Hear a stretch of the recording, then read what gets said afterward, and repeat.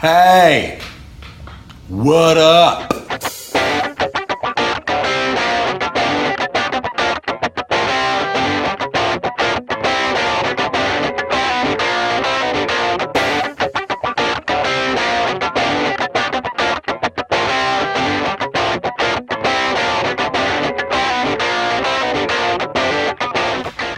Welcome back to another episode of Is This Going to Be on the Test? My name is Joe Burns, at least that's the name my parents gave me. That's who I go by.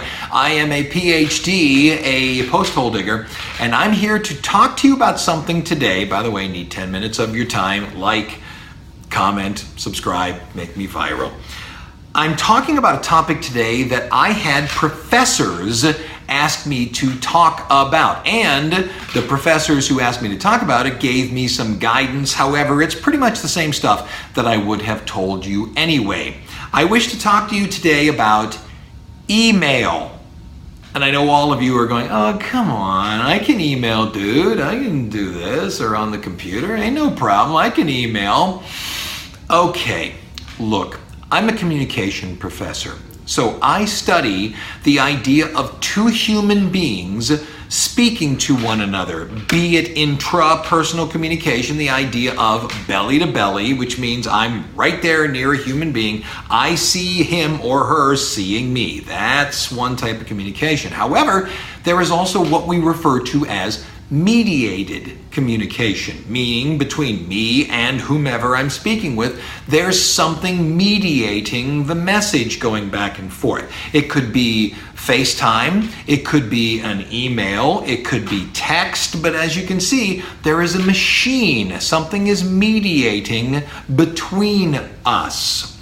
And that mediation, especially in email, is where the problems begin. Because you're not belly to belly with a human being, as we say, concerns creep in. Keep that in mind. Let me set it up even further. I tell all of my students, be it in my public speaking class or in my theoretical communication classes, painting with a very broad brush, there are really two types of communication. There is an informal communication. This is the stuff that you do with your friends. This is the poor language. This is the cursing. This is the sentence fragments. This is the shoving words together. We call it a portmanteau. Take two words, shove them together, and they become one word. That's a portmanteau. You then have all of the bad English, calling your friend a name, doing these things. And you know what? That's great.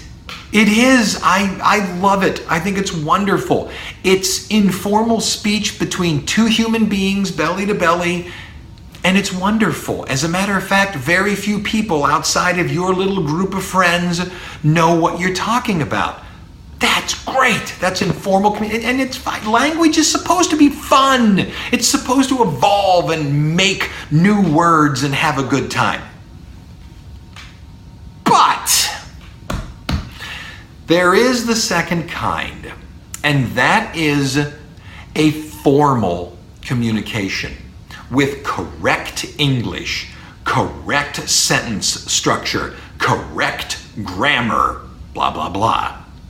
If you're texting or emailing, this is a computer, this is a phone. If you're texting or emailing your friends, have at it. Have a good time. SMH, shaking my head, LOL, that's fine, knock yourself out. However, your communication between you and your professor needs to be a formal communication. Write out every word.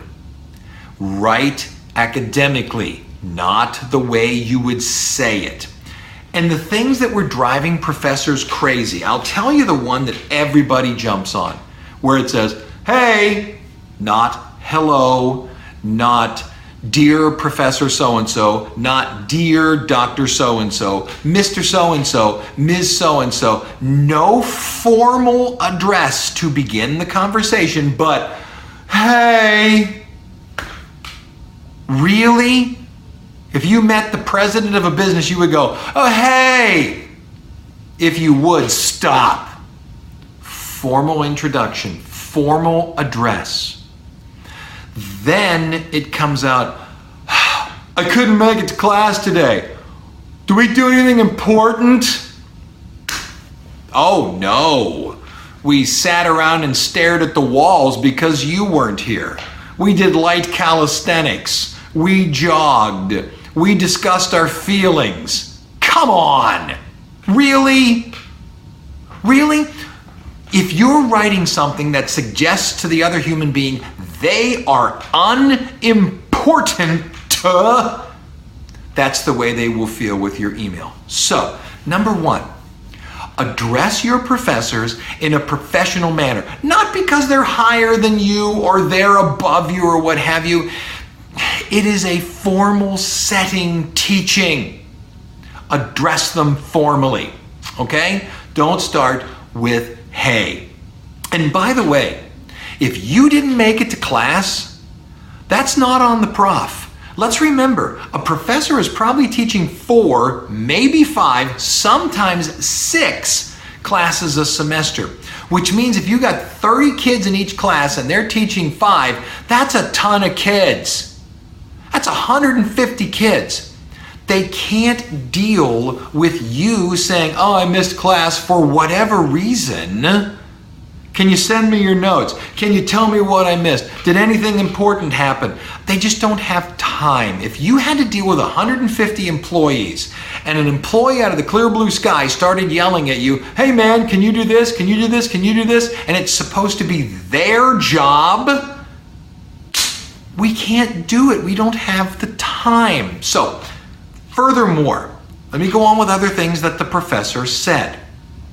As a professor, he or she deals with their class as they occur, classes as they occur. So if you miss something because of a flat tire, because of a wreck, because of what have you, it would be better, and I know this seems a little counterintuitive to people, but it would be better if you simply ignored the class. If you're really having trouble, and this is where a lot of professors go, oh, come on. If you really have a flat tire on the side of the road, if you really have a car wreck, if you're really caught in traffic, if you're really sick, if your aunt really died, really? My class is what you think about? It looks not genuine. So here's my suggestion. If something's going wrong for you, there is no need to contact the professor. Number one, we can't do anything about it. We just can't. So if you want to take pictures of your flat tire or what have you, or your doctor's excuse, we can't do anything about it. And besides, what exactly do you want us to do? Hey man, I'm having trouble. Here's my flat tire. What do you want? Oh, that's okay. Don't do anything. Don't hand anything in. What do you want us to do? We can't. We have too many things to deal with. So, I know I'm driving this point into the ground. It's a big hole in the ground where I'm driving this point. Don't send us that stuff. If you're really having the trouble, wait until you're able to come to school and then meet us in our office hours or meet us after class, not while we're teaching, but after class, and say, here's the reason I missed the past classes. And every teacher I know, every teacher I've ever met will go, oh, okay, I wondered what happened to you, which is nice. And then you can handle it that way. We just can't do anything for you at that time. You know, hey, I got a flat tire. Boom. I would bring proof, however, a doctor's excuse that covers the days you are missing. I would bring a picture of the flat tire, what have you. And most professors are going to say to you, you know what? I wanted what happened. Yeah, let's handle this. Let's take things out. But I can't do anything on the fly. So, if you're going to email your professor, dear Dr. So-and-so, dear Mr. So-and-so, not, hey. That's the way you address your bestest buddy.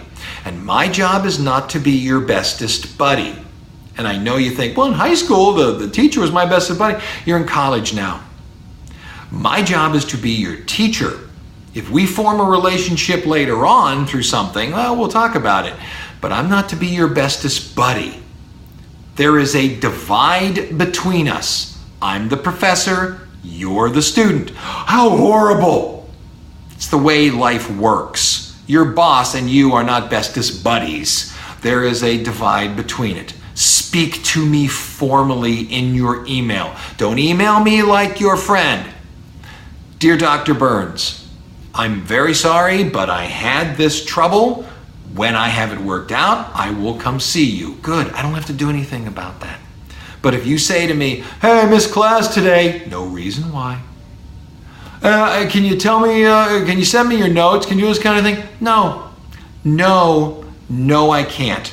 Ask yourself, would a boss do this thing? Would your employer do this thing? Hey, I missed work today. Can you send me all the work I was supposed to do?